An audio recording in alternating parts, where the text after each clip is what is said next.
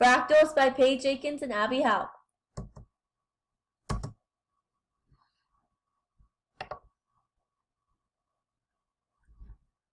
Hello kids, today we're going to be learning about fractals. My name is Mr. Peter. If you have any questions, you can stop me during the class.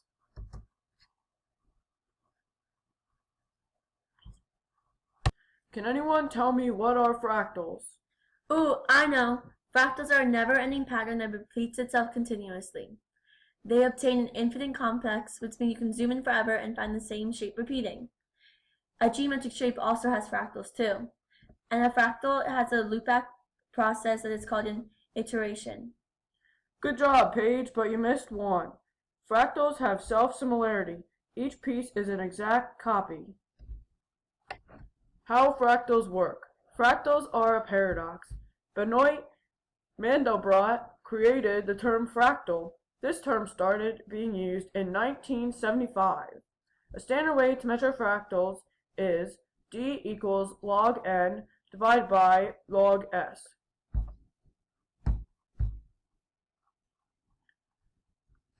The Coach Snowflake. Can anyone tell me who first described Coach Island? Ooh, I can. It's a Helge von Coach guy. Good job, Paige. He built a triangle that was equilateral, and then he took the inner third of each triangle and he built a new triangle. Wait, is this the one that looks like a snowflake? Yeah, Paige, kind of. It was also one of the first fractals discovered. The Coach Snowflake helped calculate the coastline of England.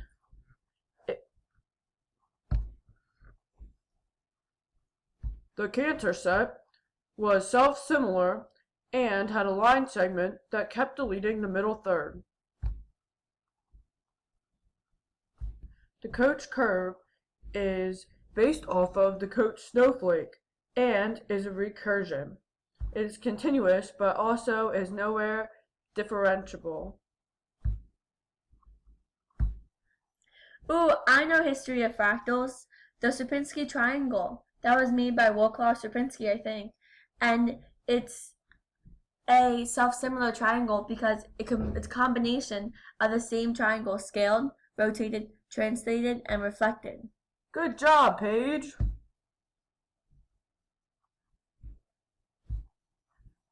The Mandelbrot set, which I talked about earlier, is pictured here and here. His work concludes Gaston Julia's idea. The equation is here, z squared plus c.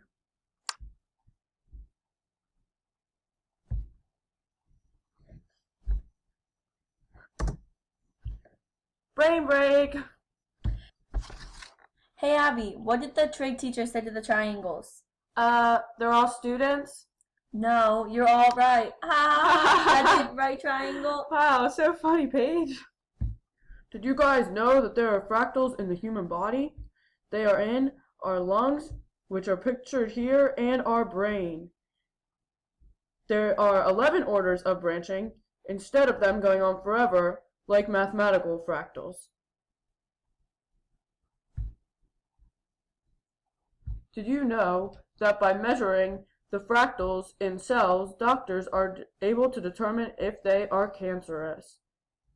If they are too intense, there is something wrong with the cell. But scientists hope to find a cure to stop cancer. Oh wait, Mr. Peter, are viruses and bacteria fractals? Yes, they are used to invade and manipulate cells.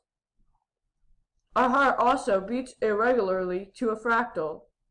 This reduces wear and tear on the heart. DNA also organizes in fractals, so it does not tangle up.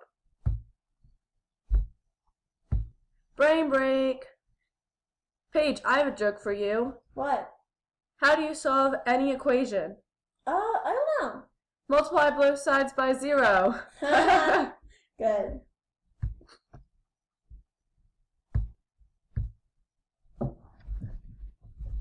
Mr. Peter, I think that broccoli is a representation of the golden spiral.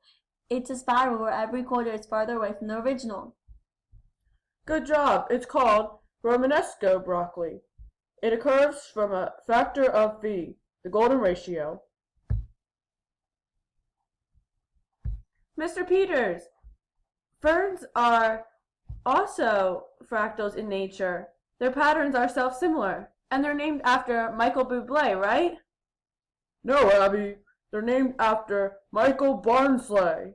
They're one of the first formulas to show chaos in inherently unpredictable, but it has rules that follow nonlinear equations. The last fractal in nature we're going to talk about today are trees. They are self-similar and their branches look like mini trees. They are formed by a repeating process over and over. When the sprouts come out of the ground, they branch into two pieces.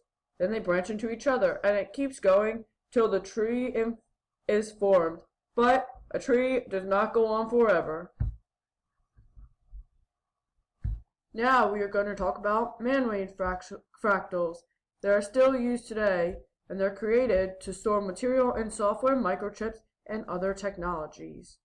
Fractals are being used to study and analyze weather patterns and predict storms. Other examples of fractals that you might see are Clearia, Crystallon, and Featherino. Ooh, they're pretty. Alright, class, that's the end of today's lesson. I'm going to send you home with some homework, okay? I want you to draw your own fractal, and I also want you to find examples of fractals around your house. They're out there, so go find them. Mr. Peter, look at our fractals.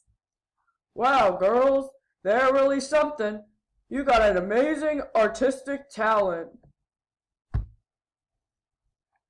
And we also found a bunch of fractals around the house. Look. Wow, I'm really proud of you. A spider web? This Connects toy thing? And a Christmas tree with branches that we talked about. Good job. We also found a snowflake, Santa's beard, and the branches in this wreath. Wow, I'm really impressed, girls. I like the extra effort that you put into your work. Good job.